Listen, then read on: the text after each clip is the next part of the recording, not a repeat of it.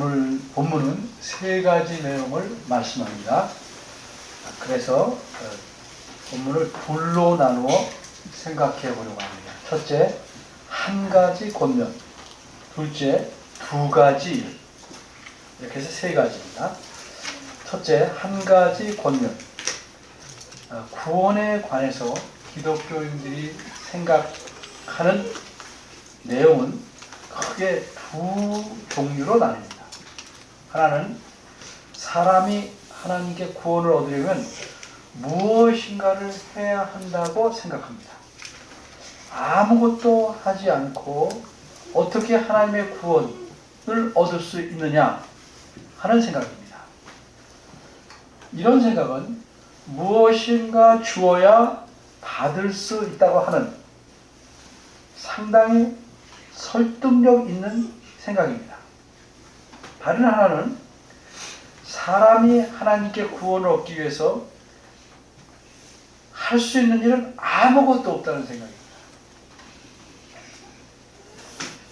이것은 인간을 전적으로 무능력하다고 보는 듯한 생각이기에 어쩌면 비참한 기분이 들게 만들 수도 있는 생각입니다. 여러분은 이 두 개의 생각 중 어떤 것이 옳다고 보십니까? 내가 생각하기에 옳다고 또는 내 취향이나 내가 생각하는 논리에 맞는다고 그것이 옳다 이렇게 택할 수 있을까요? 그렇지 않습니다. 내 생각이나 취향, 논리에 맞지 않는다고 할지라도 하나님의 말씀의 가르침에 맞는 것을 택해야 합니다. 그렇게 하는 것이 옳고 겸손한 태도입니다. 간단히 말하면 하나님 말씀은 구원에 대해서 이렇게 가르칩니다. 사람은 허물과 죄로 죽었다. 그래서 사람은 자기 힘으로 아무것도 할 수 없다. 오히려 허물과 죄 때문에 하나님의 진노를 받아야만 한다. 그런데 이런 사람이 하나님의 은혜로 인하여 믿음으로 말미암아 구원을 얻었다. 따라서 구원은 사람에게서 난 것이 아니라 하나님의 선물이다. 에베소서 2장 1절에서 8절에 분명하게 말씀하는 가르침입니다. 이처럼 하나님 말씀은 명백하고 단호하게 사람의 구원은 오직 하나님의 은혜이며 선물이라고 가르칩니다. 그러므로 사람은 그 사람이 어떻게 생각하든지 구원을 얻기 위해 할 수 있는 것이 아무것도 없다는 사실이 성경적으로 옳은 것입니다.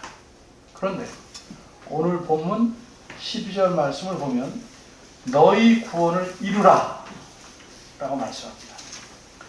이 말씀은 구원을 위해 너희가 무엇인가 해야 한다는 의미처럼 들립니다. 그렇다면 이 말씀은 방금 제가 말씀드린 에베소서 2장 1절에서 8절의 가르침과 모순되지 않습니까?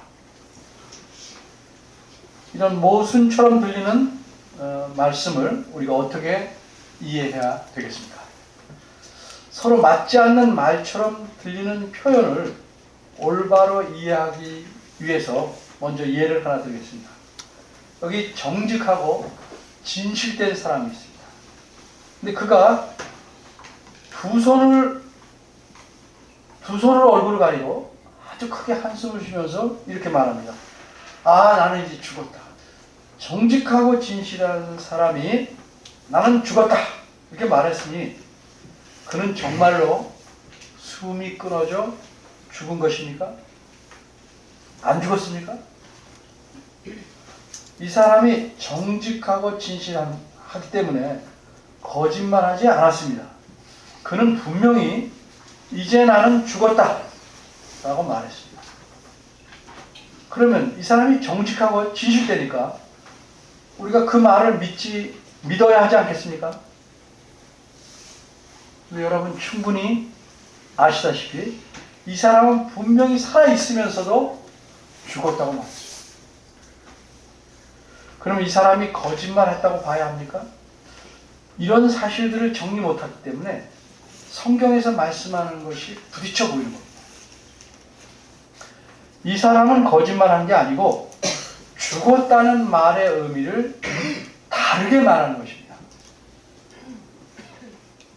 아마 이 사람은 정말 죽어야 할 만큼 큰 실수를 했을 수도 있겠고 자신이 몹쓸병에 걸렸다는 사실을 방금 알았을 수도 있습니다.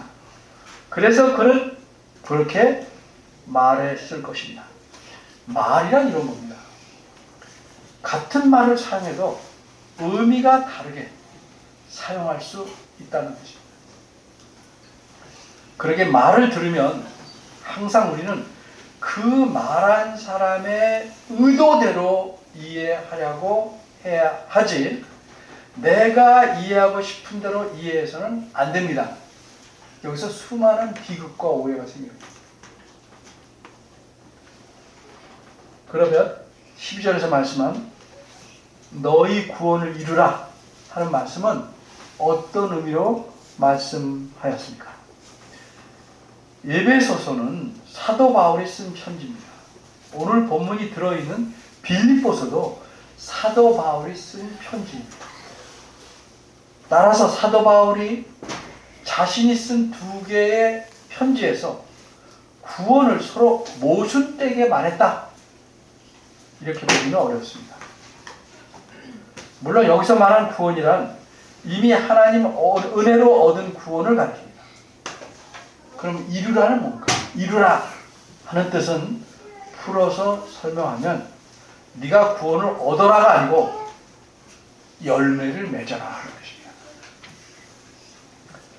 따라서 너희 구원을 이루라 하는 말씀은 너희가 하나님의 은혜로 전적으로 하나님의 은혜로 구원을 이미 얻었으니 너희 생활에서 구원받은 사람다운 열매를 맺어라 하는 의미입니다. 그러기에 이 말씀은 너희가 구원을 얻기 위해 무엇인가 해야 한다 하는 뜻이 아닙니다. 12절은 여러분이 아시다시피 그러므로로 시작합니다. 이 말은 언제 시작하죠? 결론을 말할 때 시작합니다. 이 결론의 내용이 12절에서 18절입니다. 그리고 이 결론 부분의 제일 앞부분이 오늘 본문인 12절과 13절입니다. 이 두 구절이 우리말 성경을 보면 두 문장입니다. 이루라로 끝냈고 13절은 하시나니 이렇게 돼서 문장이 끝나지 않았습니다. 그러나 사실은 이 두 구절은 하나의 기 문장이고 끝도 제대로 끝난 그런 문장입니다. 12절은 너희 구원을 이루라 라는 명령이 중심되는 내용이고 13절은 무엇을 말하냐면 그 이유를 말합니다. 원문을 보면 13절은 왜냐하면으로 시작해서 행하게 하시기 때문이다 라고 끝나고 있습니다. 그러면 이 결론 부분의 앞부분은 어디일까? 대부분 학자는 1장 27절부터 2장 10일까지로 생각합니다. 그럼 빌립보서 1장 2절은 뭐라고 말씀하는가? 오직 너희는 그리스도 복음에 합당하게 생활하라 이렇게 말씀합니다. 이게 무슨 뜻이에요? 하나님의 은혜로 이미 구원 얻은 사람은 마땅히 복음의 가르침대로 그 가르침에 맞게 살아야 한다는 의미입니다. 그럼 그렇게 사는 거죠. 구원받은 자가 복음의 가르침대로 맞게 사는 건 어떻게 사는 것인가? 그것은 한마디로 12절에 있는 대로 하나님 말씀에 복종하는 것입니다. 그래서 빌립보서 2장 8절 그 앞부분을 보면 그리스도를 예로 듭니다. 그분 자신도 복종하셨다 이렇게 말씀합니다. 그러므로 이미 구원받은 자는 하나님 말씀에 복종해야 합니다. 이것이 구원을 이루는 겁니다. 그러면 이런 편지를 받은 빌립보 교회의 교인들은 하나님 말씀에 잘 복종했을까요? 아닐까요? 12절을 보면 너희가 나 있을 때뿐만 아니라 더욱 지금 나 없을 때에도 항상 복종하여, 이런 표현이 나옵니다. 이 표현을 얼핏 보면 사도 바울이 있을 때와 사도 바울이 없을 때 빌립보 교인들의 복종에 큰 차이가 있는 것 같은 느낌을 줍니다. 그러나 사실은 다릅니다.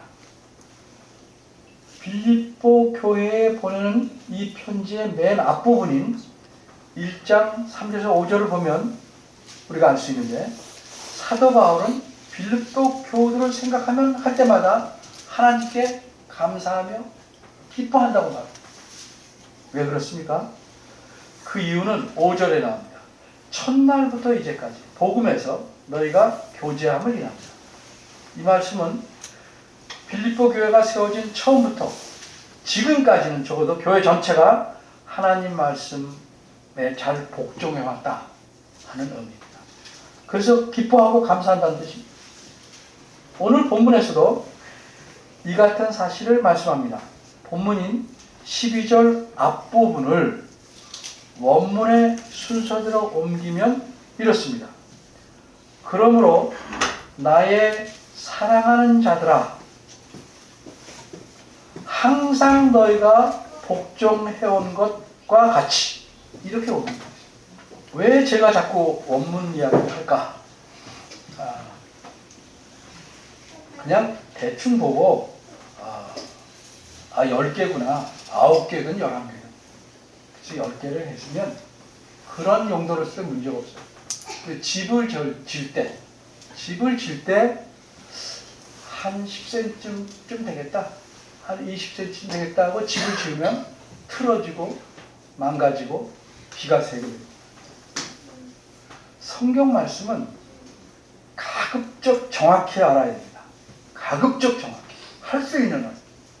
그래서 여러분은 원어에 대한 접근이 힘들겠지만 전체적인 뜻을 이해하는 데는 한글 성경으로 충분하지만, 여러분을 튼튼히 말씀 안에서 세워가려면 원어를 아는 목회자로서는 그렇게 설명해야 바른 것입니다. 마땅한 것입니다. 자, 원문을 보면 1절에 항상 너희가 복종해온 것과 같이 했기 때문에 복종했다는 사실을 말합니다. 그러면 이들은 누구에게 복종했습니까? 물론 하나님에게 복종했습니다. 그러면 하나님께 복종한다는 것은 구체적으로 어떻게 하는 것일까?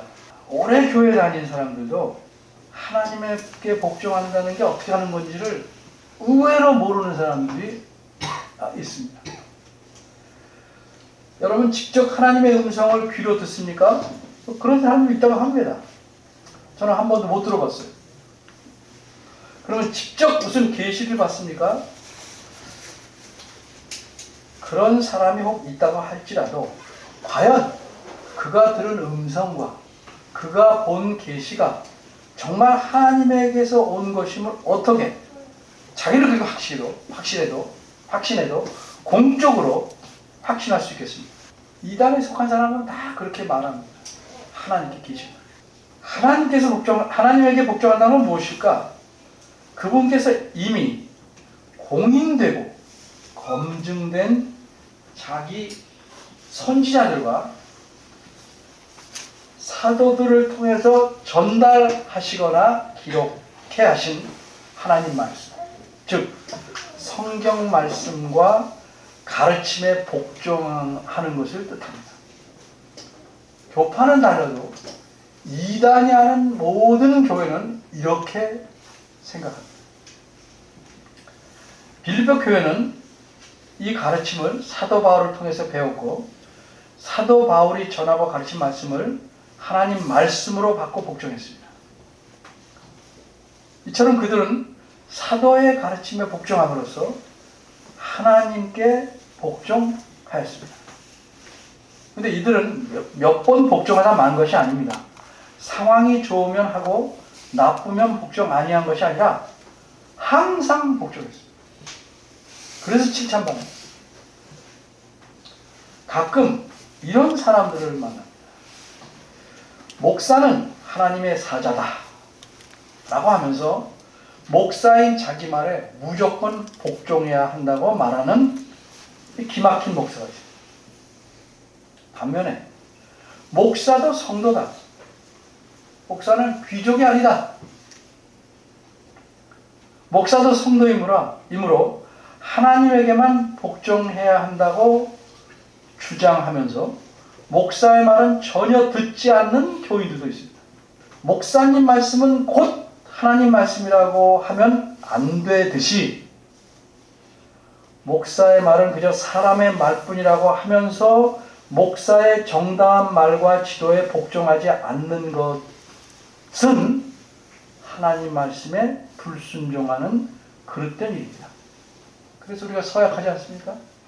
성경에 정당하게 맞게 지도하는 목사의 가르침에 지도에 따르시겠습니까? 여러분 다 서약하시죠. 나쁜 목사들과 가짜 목사들도 꽤 있겠지만 목사의 성경적인 가르침과 지도에 복종하지 않는, 그래서 하나님께 복종하지 않는 결과에 이르는 나쁜 교인들과 가짜 교인도 많이 있습니다. 정리하는 12절은 사도 바울이 이제껏 항상 복종해온 빌립보 교회의 교우들을 칭찬하며 격려하는 의미로 하신 말씀입니다. 문법적으로는 명령이지만 사도는 이렇게 부드럽게 그러나 분명하게 권면합니다. 내가 너희와 함께 있거나 없거나 항상 너희 삶에서 구원받은 자다운 열매를 맺어라. 맺어라. 꼴은 명령이지만 권면하는 겁니다. 특히 이렇게 권면하지만 이 명령은 계속하라는 의미의 명령입니다. 어쩌다가 한 차례씩 열매를 맺으라는 뜻이 아니고 항상 계속해서 열매를 맺어야 한다는 의미입니다. 하나님께서 우리에게 주시는 구원은 비유하자면 씨앗으로 주시는 겁니다. 제가 여러 번 얘기했죠. 씨앗으로 주시는 것입니다. 그리고 이 씨앗은 살아있기 때문에 심으면, 그리고 시간이 지나면 싹이 나고 나무가 되어서 열매를 맺게 됩니다. 점점 더 주렁주렁 맺을 만큼 자라납니다. 근데 사람이 이 씨앗이 자라나도록 물과 햇빛과 양분을 공급하지 않으면 열매를 맺을 만큼 자라나지 못합니다. 하나님은 우리 각자에게 살아있는 자라나는 씨앗을 주셨고, 우리는 이 씨앗을 받았으니까 우리가 할 일은 물과 햇빛과 양분을 공급해서 열매를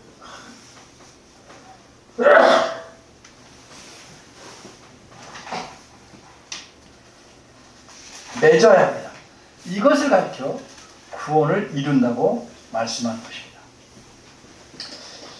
오직 하나님의 은혜로만 구원을 얻었다, 이렇게 바르게 믿는 사람들 중에 간혹 놀고 먹으려는 사람들이 있어요. 구원 얻었다는 사실만 확신하고 있을 뿐, 확신해요. 그 확신의 증거를 삶에서는 전혀 드러내지 못합니다. 만일 아기가 태어나서 잘 먹으려 하지 않거나 움직이려 하지 않고 오직 아기가 태어났던 사실에만 감격하고 있다면, 그래서 세월이 한참 지나도 자라나지 않는다면 부모의 입장에서 얼마나 근심이 되고 기가 막히겠어요.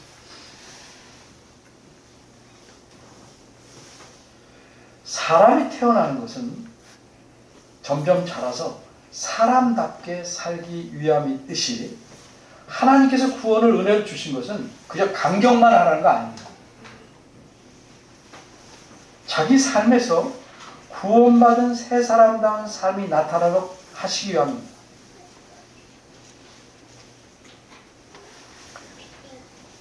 그래서 에베소서 2장 10절에서는 이렇게 말씀합니다. 우리는 하나님의 만드신 바라 그리스도 예수 안에서 선한 일들을 위하여 창조된 자니 이 일들, 이 선한 일들은 하나님이 전에 예비하사 우리로 그 가운데, 그 선한 일 가운데서 행하게 하려고 하십니다.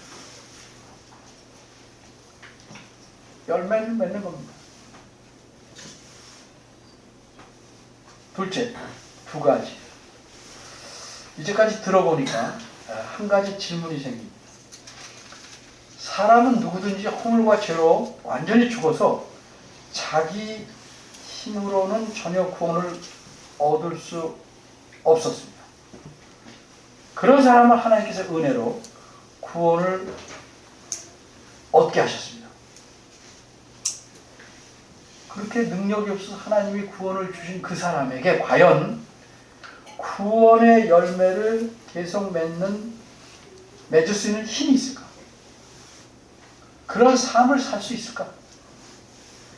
과연 그런 능력이 구원 얻는 사람에게 갑자기 생기기라도 하는 것일까? 대답은 그렇답니다. 그럼 그 이유는 무엇입니까? 바로 그 이유를 말씀한 것이 13절입니다. 13절은 아쉽게도 우리말에서는 좀 빼놓았지만 원문에서는 왜냐하면으로 시작합니다.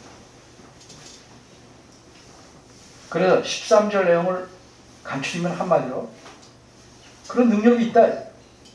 구원을 이룰 수 있다. 왜냐하면 너희 안에서 일하고 계시는 분이 계시기 때문에 너희는 구원을 이룰 수 있다. 하는 뜻입니다. 그리고 그분이 누구신지를 강조하기 위해서 원문에는 하나님을 제일 앞에 갖다 놨어요. 근데 그러니까 그리스도인들 안에서 일하고 계신 분이 하나님이심을 강조한 거예요. 근데 우리말에서는 조금 색다른 방법으로 강조했는데 하나님이 너희 안에서 행하시는 이다라고 표현하지 않고 하나님을 뒤로 놔가지고 너희 안에서 행하시는 이는 하나님이시니 이렇게 강조했습니다. 조금 다른 방법으로 강조했습니다. 그러니까 13절은 하나님이 구원을 이루도록 일하고 계신다 하는 사실을 말합니다. 그러니까 구원을 이룰 수 있다는 겁니다. 그런데 여기서 하나님께서 행하신다 하는 것은 그냥 단순하게 아무도 모르게 하나님이 조용히 무엇인가 하고 계신다 하는 의미가 아니고 티 안 나게 그런 게 아니고 이 말의 뜻은 강력하게 일하신다는 뜻입니다. 강력하게 일하신다.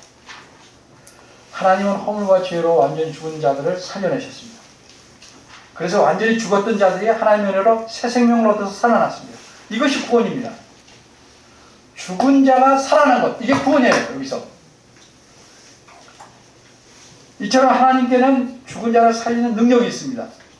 이런 능력으로 하나님께서는 구원을 얻은 자들 안에서 일하십니다. 매우 강력하게 일하십니다. 그래서 구원 얻은 자가 자기 구원을 자기 삶에서 능히 이루어갈 수 있는 것입니다. 그럼 좀 더 구체적으로 말해봅시다. 그럼 하나님께서는 우리 안에서 어떤 일을 하고 계실까? 어떤 일을 강력하게 하고 계실까? 두 가지 일을 알려야 합니다. 하나는 우리가 각자 소원을 갖도록 하시는 겁니다. 소원. 내가 뭐뭐 하겠다. 이런 소원을 갖게 합니다. 근데 여기서 의미하는 소원이라는 건 단순히 사람이 무엇을 바라고 원하는 것을 뜻하지 않습니다. 사람이 갖는 모든 소원을 의미하지도 않습니다. 사람은요, 수많은 소원을 갖고 바랍니다. 근데 이런 소원들이 여러분 살펴보세요. 악하거나 몹시 이기적인 것일 때가 많습니다. 이런 나쁜 소원들은 하나님께서 갖도록 하신 것이 결코 아닙니다. 자신의 악한 마음과 생각에서 나오게 된 거예요. 품게 된 거예요. 예를 들면 누가 열심히 공부해서 상을 받았을 때 어떤 사람이 자기도 그런 상을 받기를 소원합니다. 여기까지는 좋다고 할 수 있어요.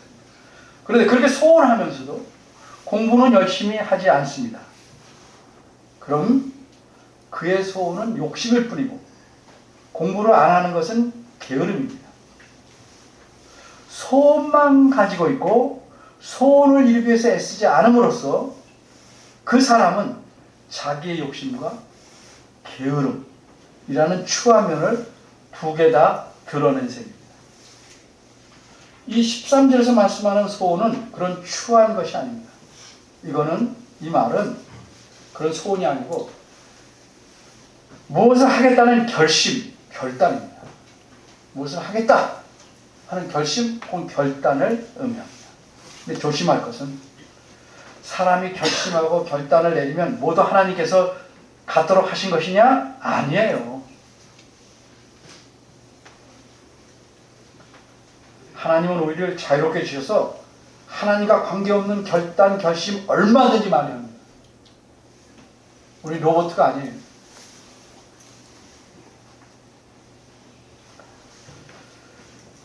하나님이 주신 소원, 다시 말해서 결심, 결단이 하나님 주신 것이라면 그 결심의 목적이 합당해야만 합니다.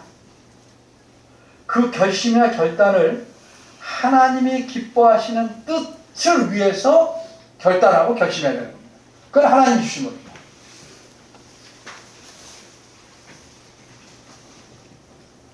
이런 목적을 위한 결심이 아니면 그것은 아무리 확고한 것이라도 하나님께서 갖도록 하신 것이 아닙니다.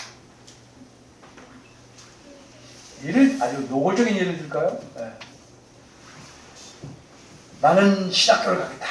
신학을 공부해서 좋은 목회를 하겠다.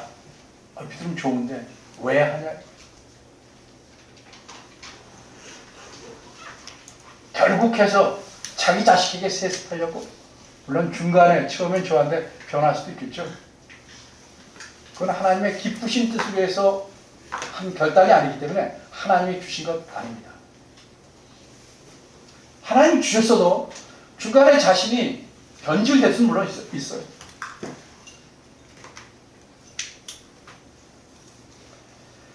이렇게 소원을 갖게 하시는 것, 결심, 결단, 하나님의 기쁘신 뜻을 위해서 결심, 결단을 갖게 하는 것, 이게 하나님이 하시는 일입니다. 하나님께서 이미 구원받은 자 안에서 또 강력하게 행하시는 다른 하나의 일은 우리말 성경에는 행하게 하시나니라고 쉽게 표현했는데 이 말은 그 결심을 실천하게 하시는 일입니다. 결심도 주시고 결심을 실천하게도 하십니다. 하나님의 기쁘신 뜻을 위해 굳건한 결심을 갖게 하시고 그 결심을 실천에 옮길 수 있도록 하시는 것이 하나님께서 구원받은 자 안에서 행하시는 일입니다. 제가 여태 하나님의 기쁘신 뜻을 여러 번 말했는데 하나님의 기쁘신 뜻이라는 건 무엇인가? 한마디로 하나님께서 기뻐하시는 목적입니다. 이것은 좀 어려운 말로 하나님께서 사람을 구원하신 것을 완성하는 일입니다. 이 구원의 완성을 풀어 말하면 크게 두 가지인데, 첫째는 성경 전체를 통해 말할 때 구원받은 자들 모두가 그리스도를 닮게 하시는 겁니다. 둘째로는 이들로 이루어진 하나님 나라를 세우시는 겁니다. 하나님께서 구원하신 자들 모두를 그리스도를 닮도록 성숙하게 하시고, 그래서 그들과 함께 거하시고 그들에게 온전한 복종을 받으시고 그들을 공의와 사랑으로 다스리는 하나님 나라를 이루시는 것, 이것이 하나님께서 세상을 지으시고 사람들을 구원하시는 목적입니다.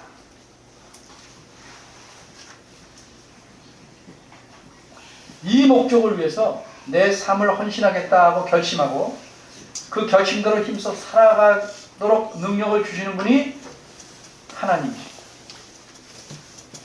그리고 이 능력을 받아 그렇게 살아가는 것을 우리는 구원을 이루는 것이다 라고 말하는 겁니다. 이처럼 하나님께서는 구원받은 자들 안에 성령 하나님을 통해서 그분이 우리 안에 거하시니까 매우 강력하게 역사하고 계십니다. 그럼 구원받은 자는 어떤 태도로 구원을 이루어야 되는가? 그래서 12절은 이렇게 말합니다. 두렵고 떨림으로. 어른을 뒷좌석에 모시고 운전하면 정말 조심조심 신경 쓰면서 운전하게 됩니다. 온 세상의 주인이신 높고 위대하신 하나님께서 내 안에 계십니다. 이 사실을 인식한다면 정말 하나님을 경외함으로, 진지함으로, 신중함으로 잘 복종해서 구원을 이루어내도록 해야 됩니다. 자기 삶에서 그리스도를 닮게 힘쓰고 선한 일들을 행함으로써 아름다운 열매를 많이 맺도록, 그래서 하나님이 기뻐하시도록 정성을 다해야 됩니다. 그런데 참 안타깝게도 많은 그리스도인들이 그리스도를 닮는 일에는 관심이 없습니다. 매우 적습니다. 쉽게 말하면 구원을 이루는 일, 구원의 열매 맺는 일에는 관심이 없습니다. 거룩하게 살아가는 것, 구원의 열매를 맺는 과정 관심이 없습니다. 하나님 나라와 복음 관심이 없습니다. 무엇에 관심이 있습니까? 내가 복받고 잘 되는 일, 내 가족 잘 되고 내 사업 잘 되고 내 처면 구기지 않게 내가 다니는 교회도 외적으로 번듯해지는 일, 그런데 주로 관심을 갖습니다.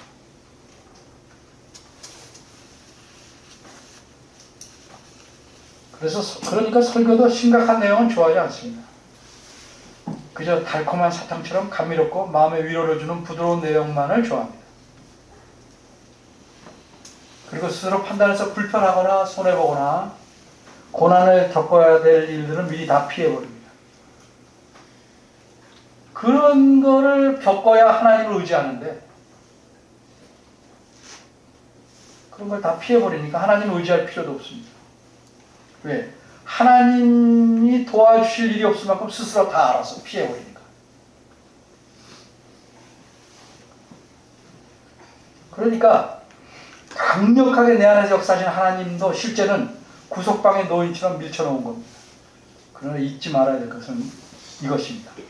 하나님의 깊으신 목적, 즉 힘써 그리스도를 닮고 하나님 나라와 하나님의 의를 위해 살겠다는 강한 결심과 실천이 없으면, 다시 말해서 하나님 말씀에 철저한 목적이 없으면 그 결과 삶의 열매가 적거나 없다시피 하면 그 사람은 구원받은 그리스도인이라 할지라도 건강하지 못한 사람입니다. 병든 사람입니다. 왜 그렇습니까? 하나님께서 우리에게 은혜를 주신 구원은 풍성한 열매를 맺기까지 살아 움직이기 때문입니다. 그리고 이런 구원을 우리에게 주신 하나님께서는 우리 안에서 강하게 역사하셔서 열매를 풍성히 맺도록 하시기 때문에 부디 바라기는 잎사귀만 무성한 나무가 아니라 열매가 풍성한 나무처럼 우리 모두 건강한 그리스도인이 되시기를 바랍니다. 기도하겠습니다. 하나님 아버지, 저희가 주의 말씀을 깨우쳐 갈 때마다 우물한 개구리가 아니고 내 뜻과 내 주장, 내 계획이 아니라 하나님의 뜻, 거룩한 의도를 더 많이 품어서 우리의 삶이 하나님에게로 더욱더 가까이 가고 올곧게 향할 수 있도록 도와주시기 바랍니다. 강하게 역사하시는 하나님의 능력과 선한 손길을 우리 삶에서 맛보고 그 다스림을 받음으로써 우리 삶이 참으로 복된 삶이 될 수 있도록 이끌어 주옵소서. 예수님 이름으로 기도합니다. 아멘.